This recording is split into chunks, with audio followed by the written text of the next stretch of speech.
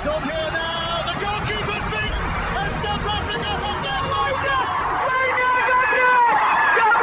done Shaker Sport 2010.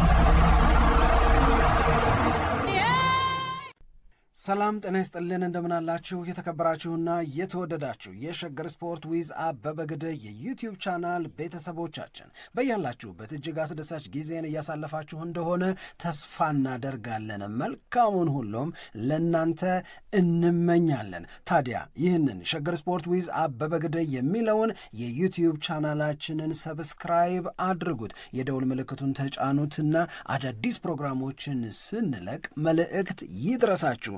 ላይክ በማድረግ እንዲሁም ደግሞ ሊንኩን ለሌሎች በማጋራት በተከታዮች ቁጥር እንድንበዛ የምንሰራቸው ፕሮግራሞችም ብዙ ሰዎች ጋር እንዲደርስ የምታደርጉትን ጥረት አጠናክራችሁ ቀጥሉ እንላለን። እስካሁን ላደረጋችሁልን ድጋፍ፣ እገዛ እና እኛን ለማንቃት ለሄዳችሁት ርቀት በሙሉ ምስጋናችን ትልቅ ነው። በጣም እጅግ በጣም አድርገን እናመሰግናለን። ከተጫዋቾች ዝውውር አንጻር ምን አዳዲስ ነገሮች አሉ የሚለውን የምናነሳበት ነው።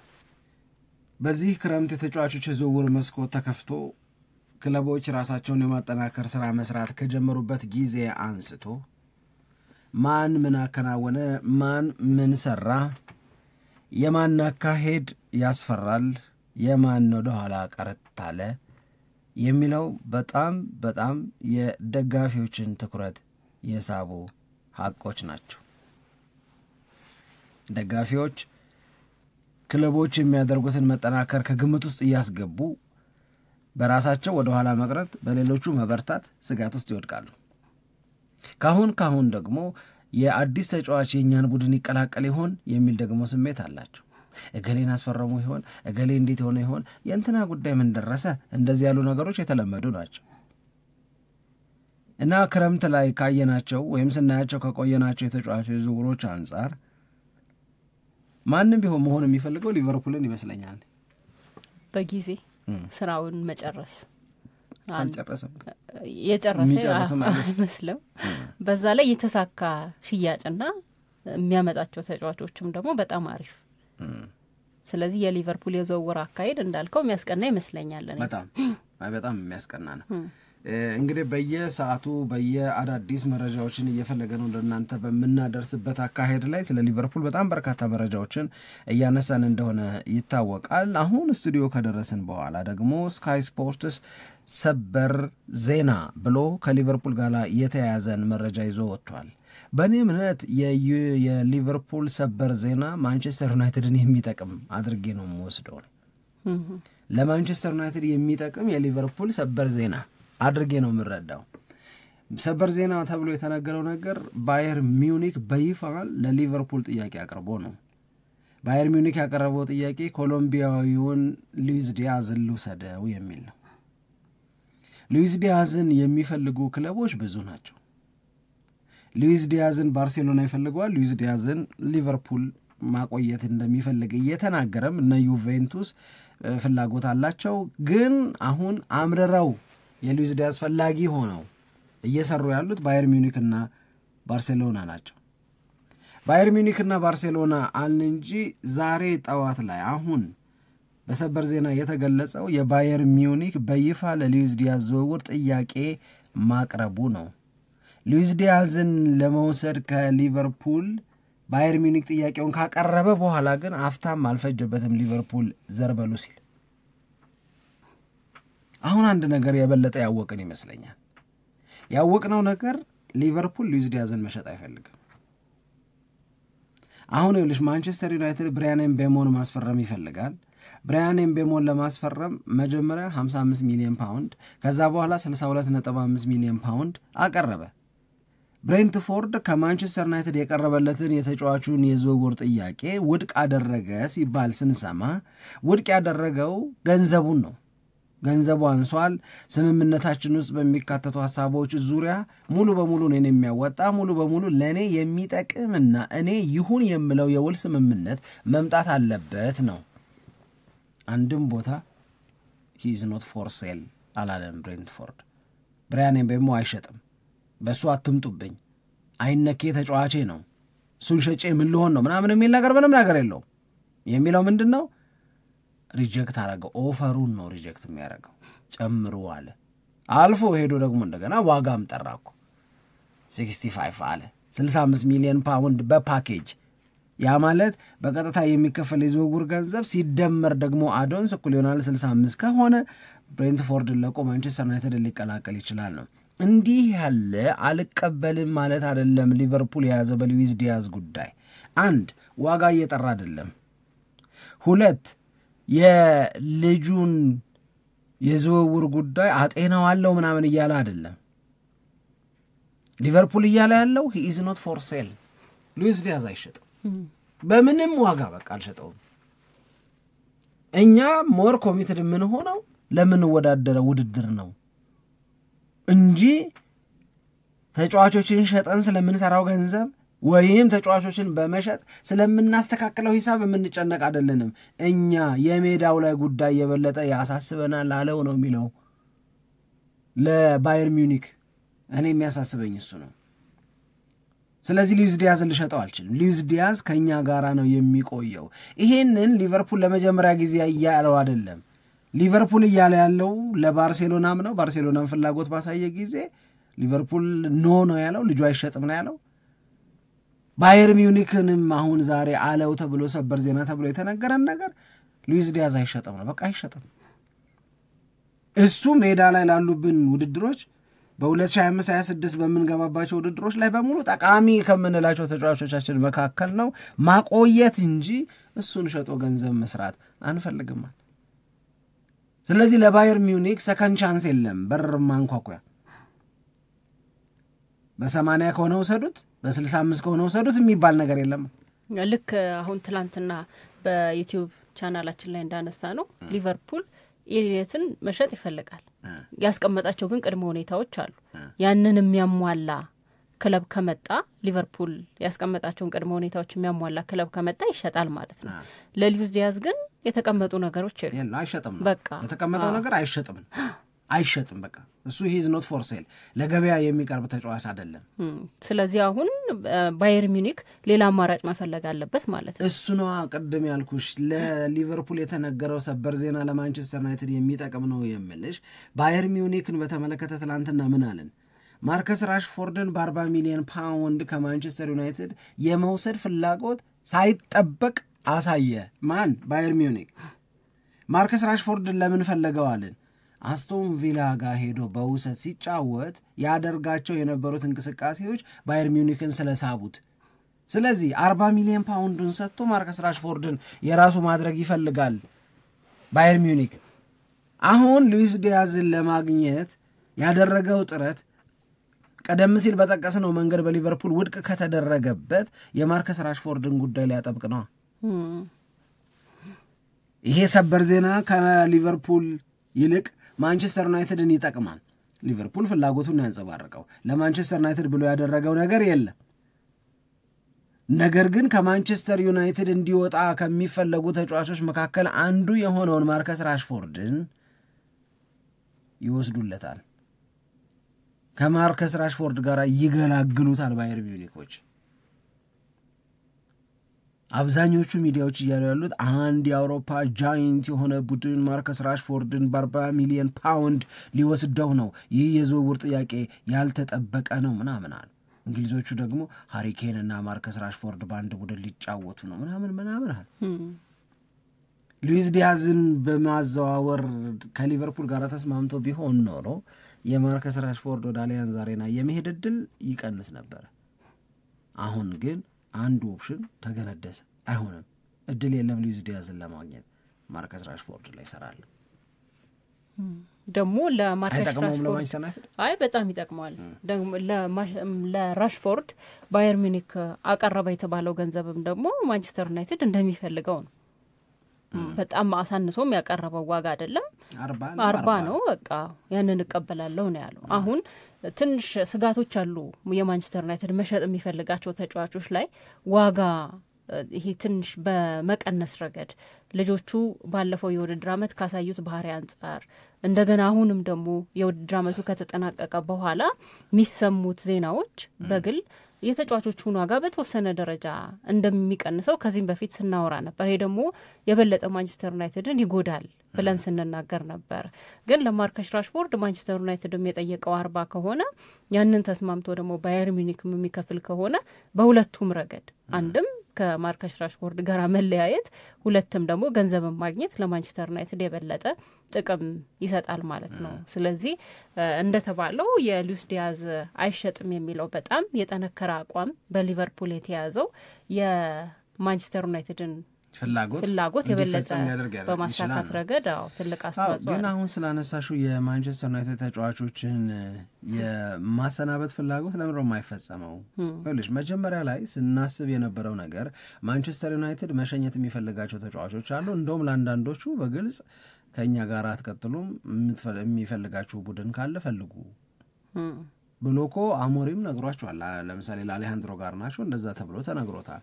ማርከስ ራሽፎርድ ሴም ቲንግ ፊል ያደርጋል። በግልጽ እንደ አሌሃንድሮ ጋርናቾ ተነገረውም አልተነገረውም እሱም በአደባባይ የሚናገራቸው ነገሮች የአደባባይ ተግባሮቹ የሚያሳዩት ከማንቸስተር ዩናይትድ ጋር የመቀጠል ፍላጎት እንደሌለው ነው። ለምሳሌ ትላንትና ከተነገሩት ነገሮች መካከል አንደኛው ከማን ዩናይትድ ጋር የምለያይ ከሆነ በፕሪሚየር ሊግ መቀጠል አልፈልግም፣ አብሮድ ወጥቼ ነው የምጫወተው አለ። ከእንግሊዝ ውጭ ላሉ ክለቦች ነው መጫወት የምፈልገው ናም ብሏል። አንቶኒ ወደ ማንቸስተር ዩናይትድ መመለስ አይፈለግም። ጄደን ሳንቾ እንደዚሁ ክለብ እየተፈለገላቸው አሉ። እነዚህ አራቱ በተለየ ኬዝ ክለብ እንዲፈልጉ ማንቸስተር ዩናይትድ እና አሞሪም ይፈልጋሉ አልን እንጂ ሌሎች ማንቸስተር ዩናይትድ ሊገላገላቸው የሚፈልጋቸው ተጫዋቾች እኮ አሉ። ኦናናን አይፈልገውም፣ በግልጽ ነው የምነግርሽ።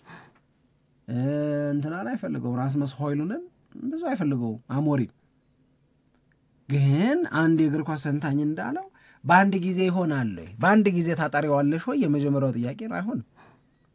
ይህን ሁሉ ተጫዋች በአንድ ታሰናብቻለሽ ወይ? አይቻልም። ስለዚህ ፕራዮሪቲው ምንድን ነው? መጀመሪያ ጭራሽ የቡድኑ አካል እንዲሆኑ የማይፈለጉ ተጫዋቾችን መሸኘት። እነዚህ ጭራሽ የቡድኑ አባላት እንዲሆኑ የማይፈለጉ ተጫዋቾች እነማን ናቸው? አሁን የጠቀስናቸው 4 ተጫዋቾች ናቸው። ታዲያ እነሱን ለመሸኘት ለምን ከባድ ሆነ? አንዱ እኮ ትናንትናም ሲጠቀስ የነበረው ነገር ለምሳሌ የአንቶኒን ዝውውር ሪያል ቤቲስ በቋሚነት መጨረስ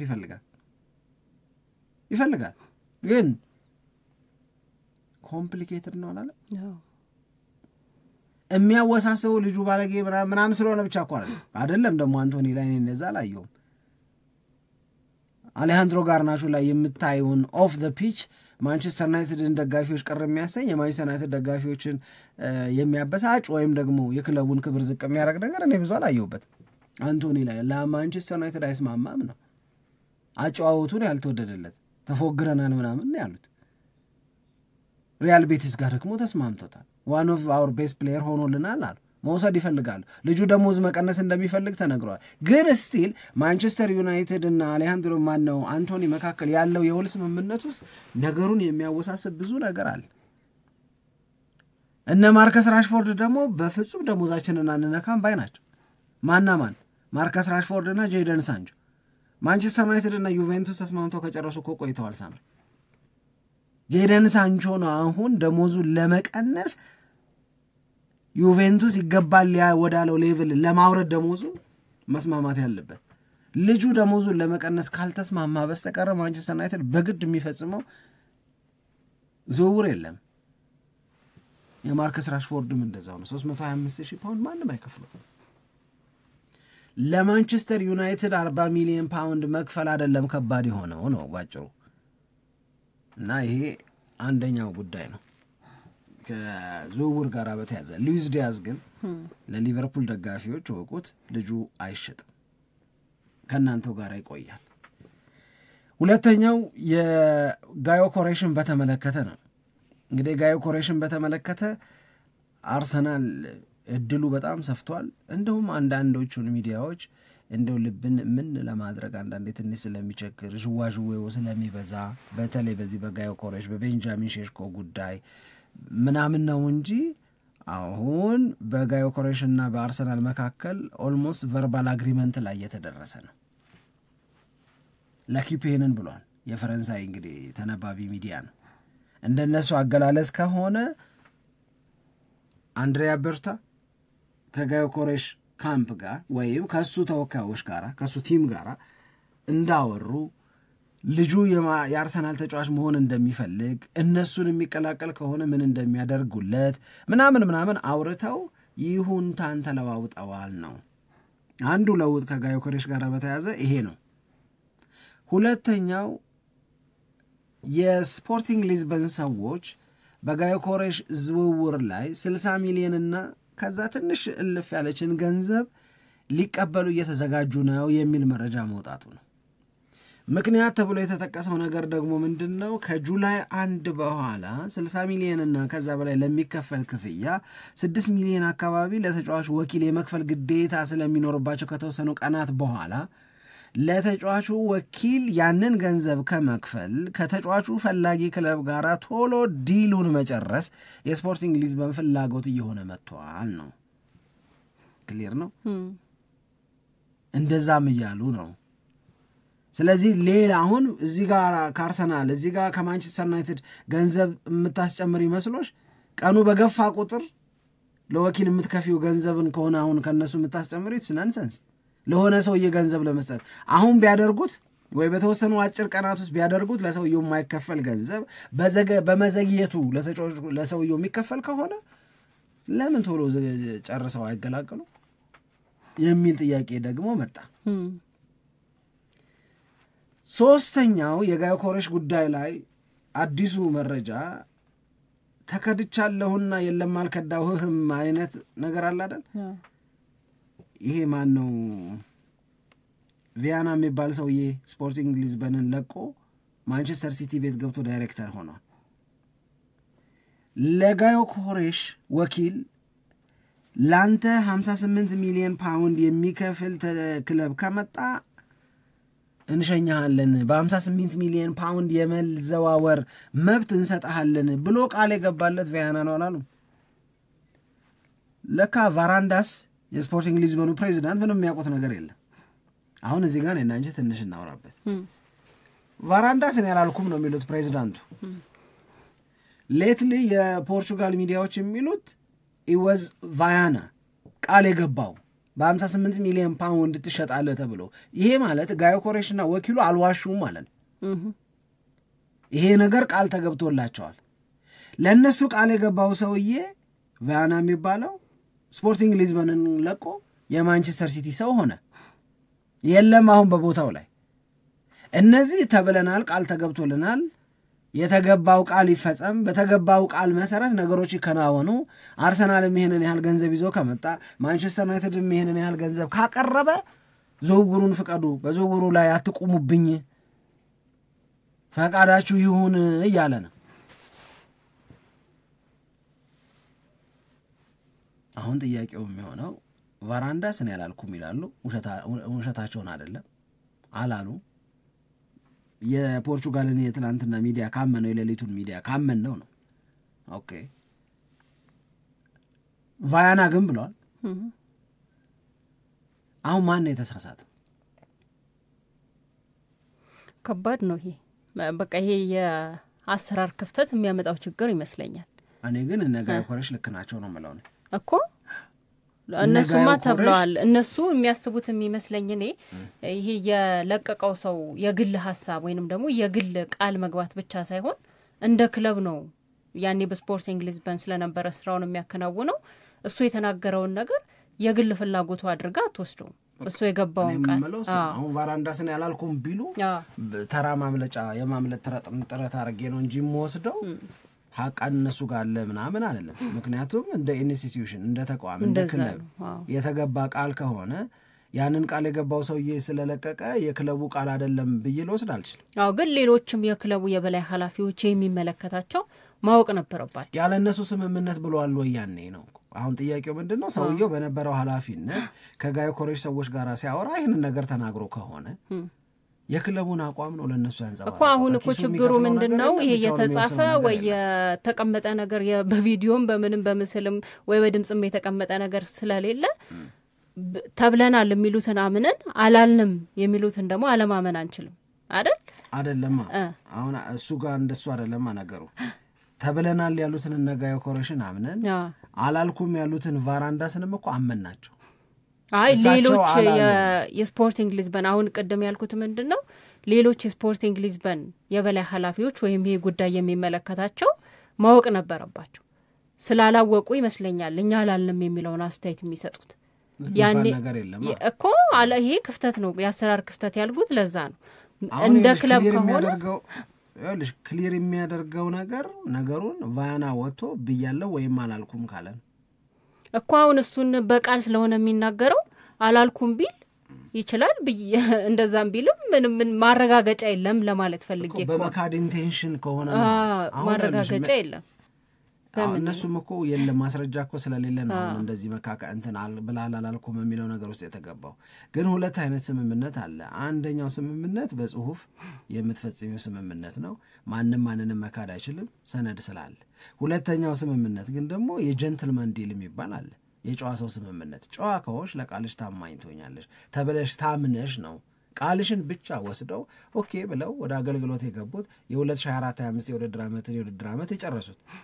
ከክለቡ ጋር የተያዘን ጉዳይ ሁልጊዜም የሚያናገሩት ቫያና የሚባለውን ሰውዬ ከሆነና እሱን ሲያነጋግሩ በ2025-26 ሌላ ሊግ ላይ ከፍ ባለ ደረጃ የመጫወት ፍላጎት አለን ሲሉ እሱ የክለቡን አቋም ይዞ እነሱ የእነሱን ፍላጎት ይዘው መጥተው ነው የተነጋገሩት። ያንን የጨዋ የሚባለውን ስምምነት ደርሰዋል ነው። አልደረስንም የሚል ከሆነ ቫያና መናገር መቻል አለበት። አሁን ቫራንዳስ ፕሬዚዳንቱ እኔ አላልኩም ነው፣ ክለቡ አላለም ወይም ቫያና አላለም አይሉ። እኔ አላልኩም ኦፍ ኮርስ እሳቸው አላሉ ይሆናል። ቫያና ካለ ግን በፊት የነሱ ባለስልጣን የነበረው ሰውዬ አሁን ሲቲ የገባው ሰውዬ ብሎ ከሆነ ግን ሰውዬው ላለው ነገር እዳውን መሸከም ያለበት ክለቡ ነው።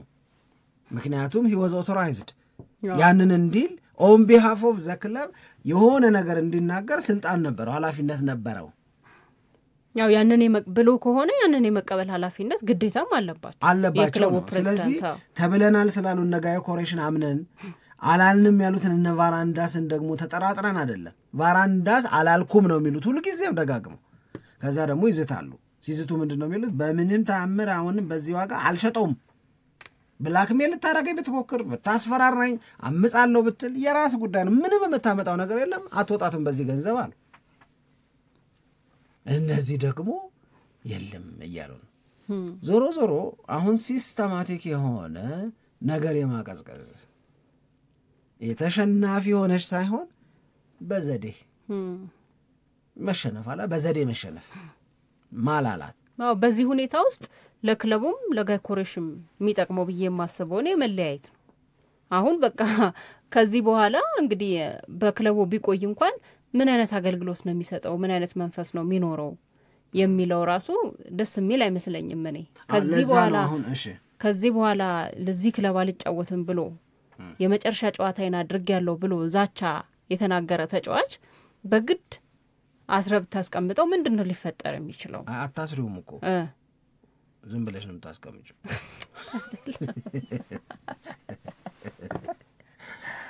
አራታ እንግዲህ ገራገር ሰው እና በዚህ መሃል ነው እንግዲህ አርሰናል ምችት ድልት ያለው ቢመስለኝ እኔ ገባሽ። አሁን ተጫዋቹ በፍጹም አልሄድም ተው አንድ ሳምንት ጨምረናል ምናምን አርገናል የሚሉትን ተዋቸዋል። አልሰማም ብሏል እሱ። አልሰማም፣ በምንም ተአምር አልሰማም። ከዛ ይቀጥልና ግን ምን ያደርጋል? ከአርሰናል ጋር ፐርሰናሊ ዲል እያደረገ ነው። ቨርባል አግሪመንት ላይ እየደረሰ ነው። ይህንን ሪቪል ማድረግ እንችላለን፣ በጣም የምናምናቸው ሶርሶች ናቸው ያሉ ነው እነ ለኪፕ ኢቭን እነ ፋብሪዚዮ ሮማኖም ያንን ፊል እናደርጋለን ብለዋል። ከዚህ በኋላ አርሰናል የሚያቀርበውን ዋጋ ስፖርቲንግ ሊዝበን ያለመቀበል እድሉም በጣም አነስተኛ ስለመሆኑ ነው የተነገረው ልልሽ ፈልጌ ነው። ስለዚህ አርሰናል ጥሩ እየሄደ ነው። ጥሩ እየሄደ ነው። ግን ምናልባት ሌላ የአርሰናል ደጋፊዎችን ደስ የማያሰኝ ሊሆን ይችላል ብዬ የማስበው ሌላ ያየሁት ዜና ማንቸስተር ሲቲን እየተመለከተ ነውና አርሰናል የሚፈልገውን ተጫዋች ለመውሰድ አንዳንድ ፍላጎቶች እያሳየ እንደሆነ መረጃዎች እየወጡ ነው። ይሄ የሆነበት ዋነኛው ምክንያት ማንቸስተር ሲቲ ከዓለም የክለቦች ዋንጫ ውድድር በጊዜ ተሰናብቷል። ይሄ በጣም ነው ያበሳጫቸው። በነገራችን ላይ የማንቸስተር ሲቲን ሰዎች ማይገባ ነገር ነው፣ ማይመጥነን ነገር ነው የተፈጸመው የሚል ማለት ከዚህ በላይ ፐርፎርም ማድረግ ነበረብን፣ አሸንፈን ወደ ቀጣዩ ዙር ማለፍ ነበረብን የሚል እምነት አላቸው እና ያ ስላልሆነ በጣም በቃ ብስጭት ተሰምቷቸዋል ነው። ትላንትና በፕሮግራማችንም ላይ እንዳነሳ ነው ጋርዲዮላ ራሱ ሼም ነው ብሎ ነው የገለጸው። አሳፋሪ ነው በዚህ ሁኔታ ከውድድሩ መውጣታችን ብሏል። ስለዚህ ይሄ ከሆነ ደግሞ ማንቸስተር ሲቲ የበለጠ ጎል የሚያስቆጠር ተጫዋች ላይ ኤርሊንግ ሃላንድ አለ፣ ግን ደግሞ ሌላ ጎል የማስቆጠር አቅሙ በጣም ከፍተኛ የሆነ ተጫዋችን ማማተር ላይ አሁን ስካውት የሚያደርጉት ሰዎች ወይንም የዝውውር ጉዳዮችን የሚሰሩ የማንቸስተር ሲቲ ሰዎች እዛ ላይ ፎከስ አድርገው እየሰሩ ነው የሚል መረጃ ትላንትና ማታ ሲወጣ ነበረ እና እነሱ ይፈልጉታል የተባሉ ተጫዋች ደግሞ ቤንጃሚን ሼሽኮ ነው ወይም የበለጠ አይናቸውን አሳርፈውበታል የተባለው ተጫዋች ይሄ ነው። ይሄ ለአርሰናል ጥሩ ዜና ይሆናል ብዬ አልጠብቅም ወይንም ደግሞ አላምንም። ምክንያቱም አርሰናል ከዚህ በፊት እንደተናገር ነው ጎይኮሬሽ ሼሽኮ የሚለው ላይ እየተጫወተ ነው የሚገኘው እና አንደኛው ላይ ይህንን ነው የምፈልገው ብሎ በእርግጠኝነት ያሳወቀው ነገር የለም። አሁንም እንደሰማ ነው የሆነ ቨርባል አግሪመንት ከጎይኮሬሽ ጋር ተደርሷል ነው። ነገ ደግሞ ወይ በኋላ ደግሞ እንደገና ቨርባል አግሪመንት በሼሽኮና በአርሰናል መካከል ተደረሰ የሚል መረጃ ሊወጣና ልንሰማ እንችላለን። ለማንኛውም ግን በማንቸስተር ሲቲ በኩል ኤርሊንግ ሃላንድን የበለጠ የሚያግዝ ወይንም ደግሞ ኤርሊንግ ሃላንድ ጥሩ ባልሆነበት ጊዜ የሱን ምትክ አገልግሎት የሚሰጥ በቃ አንድ ደህና ጥሩ አጥቂ ይፈልጋል ማንቸስተር ሲቲ የሚለው መረጃ እንደገና አሁን እየወጣ ነው። ለዛም ደግሞ ሼሽኮን የበለጠ ፈልገውታልና ይህንን ተጫዋች ለማስፈረም ጥረት ሊያደርጉ ይችላሉ ተብሎ እየተገለጸ ነው። ጀምረዋል ነው።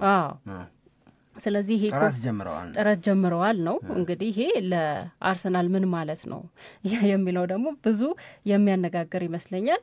ሁለቱ የኤርሊንግ ሃላንድና የቤንጃሚን ሼሽኮ የባለፈው የውድድር ዓመት ብቃት እና ያስቆጠሯቸው ጎሎችም እንደዚሁ በንጽጽር እየቀረቡ ነበር። ለምሳሌ ባለፈው የውድድር ዓመት ኤርሊንግ ሃላንድ 48 ጨዋታ ተጫውቶ 34 ጎል አስቆጥሯል፣ 5 ደግሞ አሲስት አድርጓል። ቤንጃሚን ሼሽኮ 45 ጨዋታዎች ተጫውቶ 21 ጎል አስቆጥሮ 6 ደግሞ ለጎል የሚሆን ኳስ አመቻችቶ ሰጥቷል። በሁለቱ መካከል እንግዲህ ያው የተጫወቱት የጨዋታ ብዛት የተለያየ ነው። ግን ቤንጃሚን ሼሽኮ አሁን ማንቸስተር ሲቲ ለፈለገው አገልግሎት በጣም የሚመጥን አይነት ተጫዋች እንደሆነ ነው አስተያየት እየተሰጠበት የሚገኘው። ይሄ ወሬ ከወጣ በኋላ የአርሰናል ደጋፊዎች ሰሞኑን ስናነሳው የነበሩትን ጉዳይ እንደገና ማንሳት ጀምረዋል። በቃ አንድም ስጋት የሚፈጥርብን ነገር እኮ ይሄ ነው። ይሄን የጨረሰን ቢሆን ኖሮ ቤንጃሚን ሼሽኮን ከሆነ አርሰናል የመጀመሪያ ቀዳሚ ምርጫው የሚያደርገው በቃ እንደነ ሊቨርፑል ወይንም ደግሞ ከዚህ በፊት በጥሩ ሁኔታ ዝውውሮችን እንዳጠናቀቁት ክለቦች የሚፈልገው ተጫዋች ላይ ጨርሶ ቢሆን ኖሮ እንዲህ አይነት ነገር አይመጣም ነበር የሚል እንደገና አስተያየት መስጠት ጀምረዋል። ይሄ ለማንቸስተር ሲቲ ምን ያክል ያስኬደዋል? በእርግጥ ቤንጃሚን ሼሽኮ ላይ ያለውን ፍላጎት እስከ መጨረሻው ገፍቶበት የራሱ ያደርገዋል የሚለውን በቀጣይ የምናየው ሆኖ ግን የአርሰናል ደጋፊዎች ቀድሞ የሰጉት ስጋት ግን አሁን የበለጠ በደንብ መድመቅ ጀምሯል ልፈልገኝ። እኔ ሁለት ነገሮችን ነው ማነሳው። አንደኛው ማንቸስተር ሲቲ ተቆጭቷል፣ ተበሳጭቷል፣ ተቆጥቷል። የ2024-25 የውድድር ዓመት ለማንቸስተር ሲቲ እንዴት እንዳለፈ ሁላችንም እናውቃለን። በብዙ መንገድ የሚያሳርር በብዙ መንገድ ለማንቸስተር ሲቲ የማይመጥን ውጤት የተመዘገበበት የውድድር ዓመት ነው። ፉርሽ ነው። ተኝተው ቢያልፋቸው የሚመኙት አይነት የውድድር ዓመት ባያዩት መልሰው ባያስቡት ማለት ነው። ዩቬንቱስን 5-2 በሆነ ውጤት አሸነፉ በዓለም የክለቦች ዋንጫ ላይ። እዛ ጨዋታ በኋላ ጋርዲዮላ ከተናገራቸው ነገሮች አንዱ የዓለም ዋንጫን ማሸነፍ በ2024-25 የውድድር ዓመት የተበላሸብንን ነገር አያስተካክለውማል። ከዛ በኋላ ግን በአልሂላል ተሸነፉ እና ከውድድሩ ወጡ። ኢትስ ሃርድ ቱ አክሰፕት። እውነት ለመናገር በአውሮፓ ቻምፒዮንስ ሊግ በነማን ነበር ይሸነፉ የነበረው? በፕሪሚየር ሊግ በነማን ነበር ይሸነፉ የነበረው? በኤፍኤ ካፕ የፍጻሜ ተፋላሚ ሆነው ማን ነው ዋንጫውን የወሰደባቸው? ምናምን ብለሽ ስታስቢ ያ ባለ ግርማ ሞገሱ ማንቸስተር ሲቲ እንኳን ደቃቃዎቹ ትልልቆቹ እንኳን የሚበረግጉለት ማንቸስተር ሲቲ እንዴ ማንም እየመጣ የሚደቁሰው እንዴት ሊሆን ይችላል? ስኳዱ ደባሪ አይደለም፣ ሰውየው ከኃላፊነት አልተነሳም እና ኦል ኦፍ ኤ ሰደን ምንድን ነው የሆነው? አሁን ሮድሪ አለመኖሩ ምናምን ነበር የምንለው። ዊዝ ሮድሪ ነው በአልሂላል ተሸንፎ ከዓለም ዋንጫው የወጣው እና በአልሂላል ባይሆን ደስ ይላቸው ነበረ። በሪያል ማድሪድ ተሸንፎ ቢወጣ በኩያ ነው። በባየር ሚኒክ ተሸንፎ ቢወጣ የኩያ ነው ምናምን ነው እና አሁን በአልሂላል ተሸንፈሽ ሰዎች ግን ኢትስ ሃርድ ቱ ስዋሎ በጣም ከባድ ነው። ስለዚህ ይሄ ቁጣን ይጭራል። አሁን እነዚህን ተጫዋቾች ተይዞ በ2025-26 የውድድር ዓመት የተሻለ ነገር እንዲገጥመን ኤክስፔክት ማድረግ እንችላለን ወይ ነው። ስለዚህ ሞር ራሳችንን ማጠናከር፣ ሞር ክፍተት ያለብን ቦታ ላይ መስራት አለብን የሚለው ከቁጣው ስሜት የመጣው ነገር ነው ወደ ቤንጃሚን ሼሽኮ ያንደረደረው ማንቸስተር ሲቲ። ዋንስ ሲቲ ኢዝ ኢን ኢት የቤንጃሚን ሼሽኮ ዝውውር ለአንዴ ሲቲ ከገባ ሁለት ነገሮች ይኖራሉ። አንድ ሞስት ላይክሊ ምን ይፈጠራል? አርሰናል ታርጌት ያደረገውን ተጫዋች የማጣት እድል ይፈጠራል። ሁለተኛው አይቀሬው ነገር የተጫዋቹ የዝውውር ዋጋ አንዴ ከፍ አረገው አንዴ ዝቅ አረገው የሚለው ቤንጃሚን ሼሽኮን በዚህ በዛ ያላልነበረ ማሪቭ ላይፕሲጅ አሁን ኮምፒታንት ስለሚመጣ አሁን ከቤንጃሚን ሼሽኮ ጋር ተያይዞ ከአርሰናል ውጭ ሌላ ማንን ስም ጠርተሻል? ትልቅ ቡድን ማንን ነው ያልሰማው? የለም። ሲቲ ግን ከገባ አርሰናል አለማጣት ሲል፣ ሲቲ ለማሸነፍ ሲል፣ ሲቲ ላለማጣት ሲል፣ አርሰናል ለማሸነፍ ሲል ለአርቢ ላይፕሲጅ ይመቸዋል። ፍራስትሬት የሚያደርግበት ምንም ምክንያት አይኖረውም። ይሄ ነው አሁን የአርሰናል ደጋፊዎች የፈራነው ነገር መጣ ድሆ የሚል ነገር ውስጥ የገቡት። ይሄ እውነት ነው። ይሄንን እውነት ይዤም ግን እኔ አርሰናል ደጋፊ ብሆን አልፈራም። እኔ አሁንም የአርሰናል ደጋፊ ብሆን አንድሪያ ቤርታን፣ ክለቡን፣ አርቴታን የምረዳው ዛር ዱዊንግ ዘ ራይት ቲንግ ብዬ ነው የምረዳው ነኝ። በቀደም ያልኩትን ነው እንዳለ ምደግመው። አርሰናል ትክክለኛውን ነገር ነው እያደረገ ያለው። ገና ለገና ማንቸስተር ሲቲ ወስደው ይሆናል ብለሽ አንድ ማይሆን ድርድር ዘው ብለሽ አትገቤም። አልጨርስም፣ ለዛ ብዬ አልጨርስም። ማለቅ ሲገባው ነው ያልከው። ማለቅ አለበት። ማለቁ አርሰናልን ይጠቅመዋል፣ ግን ይበልጥ አርሰናልን በሚጠቅሙ በሁሉም አስፔክት ልጁን በማስፈረም የምታገኘው ጥቅም ብቻ ሳይሆን ልጁን ስታስፈርሚ የምትገቢበት ኮሚትመንትም እንደማይጎዳሽ እርግጠኛ መሆን አለብሽ። ይሄ ሪስፖንሲቢሊቲ አለባቸው ስፖርቲንግ ዳይሬክተሩ አንድሪያ ቤርታ። አርሰናል ገሌን አስፈረመ ብሎ ከበሮ ለማስደለቅ ብቻ እኮ አይደለም። አይ ግን እኮ ቤንጃሚን ሼሽኮ አርቴታ የበለጠ የሚፈልገው ተጫዋች ነው። አሁን እኮ አይፈልገውም እኮ አላልኩም። አይፈልገውም ምን ያደርግለታል ምናምን እኮ አይደለም ያልኩት። የሚፈልገውን ተጫዋች እጁ የሚያስገባበት መንገድም አርሰናልን የማይጎዳ መሆን መቻል አለበት ነው።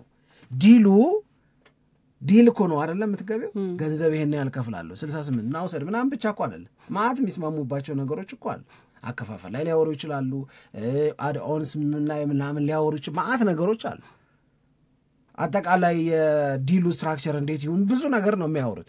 እነዚህ የሚያወሯቸው ነገሮች ለአርሰናል ምንድነው ትርጉማቸው የሚለውንም ነገር በጥንቃቄ ማየት መቻል አለባቸው። ሄዶ ብድግ ግዝት እንካ አለቀ ምናምን ሌላ ነገር የሌለው እናስመስለው። አይ ማንቸስተር ሲቲ ማም ቢገዛም እኮ እነዚህ ነገሮች በሙሉ ግምት ውስጥ ያስገባል። መቼም ዝም ብሎ ሄዶ አንጠልጥሎ ያመጣውም።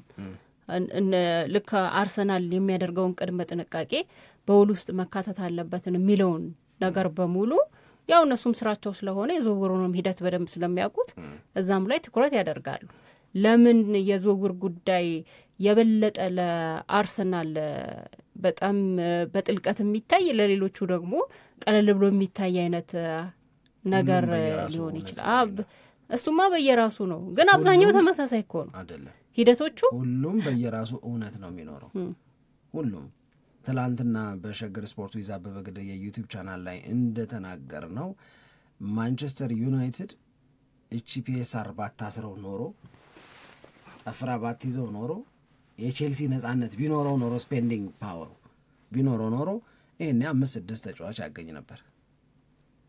ማንቸስተር ዩናይትድ ጨዋ ነው ዘንድሮ ከገንዘብ አወጣጥ ጋር በተያያዘ እኔ ያልኩት አይደለም ቃሉ እነሱ ያሉት ነው። we have to be disciplined on spending ብለዋል። የጨዋ አወጣጥ ነው የምናወጣው አሉ። ማንቸስተር ሲቲ ጨዋ መሆን አይጠበቅበትም። ሊቨርፑል ጨዋ መሆን አይጠበቅበትም። ማንቸስተር ዩናይትድ የራሱ እውነት አለው፣ ሊቨርፑል የራሱ እውነት አለው፣ አርሰናል የራሱ እውነት አለው። የማንቸስተር ዩናይትድ እውነት ግን ይለያል። የቼልሲ እውነትም እንደዛው ይለያል።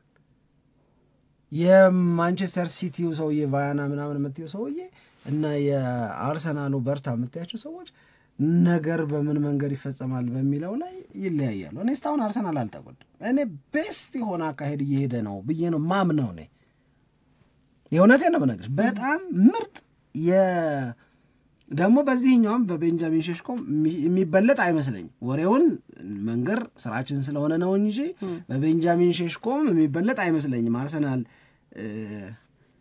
ምን አድርጌ መሰለሽ የምወስደው ትንሽዬ የተያዘች ድመት አይተሽ ታውቂያለሽ? ቤት ወይም በሆነ ፊልም ላይ ወይም ቪዲዮ ምናምን ላይ አይጧ የትም እንደማትሄድ አውቃ ትንሽ ዝም ብላ ደቆስ ነው የምታረጋት። ከዛ ሌላ ስራዋን ሰራለች፣ ፊቷን ታብዛለች፣ ምናምን ትላለች። ከዛ ትንሽ ቆይታ ደግሞ በታይም ጋፕ ውስጥ ጓ ታረጋታለች። የቤንጃሚን ሼሽኮ ዝውውር በእኔ እምነት ነው የምነግርሽ።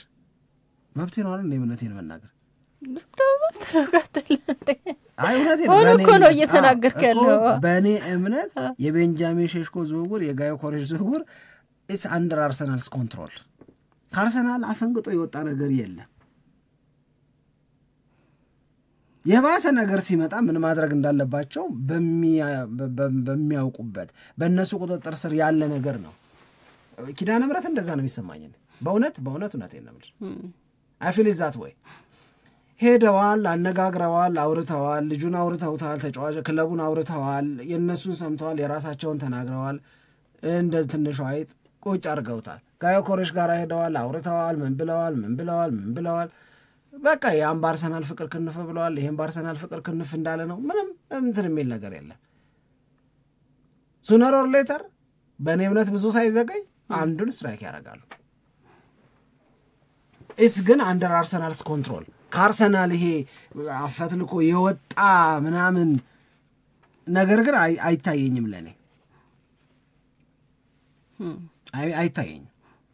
እሱማ የሆነ ተጫዋች አጥቂ ስፔሻሊ እንደሚያስፈርም በጣም በእርግጠኝነት መናገር ይቻላል። አጥቂ እንደሚያስፈርም አይደለም። እኔ ግን አጥቂ እኔ እያልኩ ያለሁት በሁለት ስም ነው፣ ቤንጃሚን ሼሽኮ እና ጋዮ ኮሬሽ።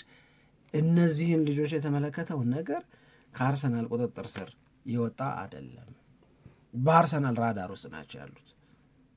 ኤኒ በጣም የሚያሰጋ ነገር ከመጣ ሬዲ የሆነ ስታንድ ባይ የሆነ ስትራይክ የሚያደርግ ይመስለኛል። እስከዛ ድረስ ግን ይታገላል። ለሱ በጣም የሚመቸውን ነገር ቤስቱ እንዲል ለማግኘት ብዬ ነው ማስበው ነኝ። እና ምንም የሚያስፈራ ነገር አይታየኝም። ያደርገዋል አርሰናል ብዬ ነው ማምነው ነኝ። አሰራሩ ተመችቶኛል። ለኔ አርሰናልን የበለጠ የሚጠቅም ነገር እያደረጉ ነው ብዬ ነው እያመንኩ ያለሁት። ይሄንን በተደጋጋሚ እየተናገርኩ ነው። በዩቲዩብም በመደበኛ ፕሮግራሙ በተደጋጋሚ እያልኩ ነው። በዚህ ሳምንት እንደዚህ ያደርጋል ብለን ትናንትና የኬፓ አሪዛባላጋ ሰበር ዜና ወጥቷል። እመኚኝ ወይ ዛሬ ደግሞ ሌት አፍተርኑን ላይ ያው እንገናኛለን። በዛው የዙቢሜንዲን ወይ የኖርጋርደን ሜዲካል ጨረሰ ምናምን አለ ዛሬ ወይ ነገ ምናምን ደግሞ ትሰሚያለሽ። አርሰናል ስራ ላይ ነው፣ እየሰራ ነው ያለው። አልተዘረከረኩም። እሺ አጠቃላይ የዝውውር ጉዳዮችን በተመለከተ አሁን በዚህ ሰዓት ትናንትና ምሽትም ምን የተሰሙ ጉዳዮች አሉ የሚለውን ስናብራራ ቆይተናል። አድማጮቻችን ፕሮግራማችንን እየተከታተላችሁ አብራችሁን ስለቆያችሁ በጣም አድርገን ነው የምናመሰግነው። በያላችሁበት መልካም ጊዜ እንዲሆንላችሁ እንመኛለን።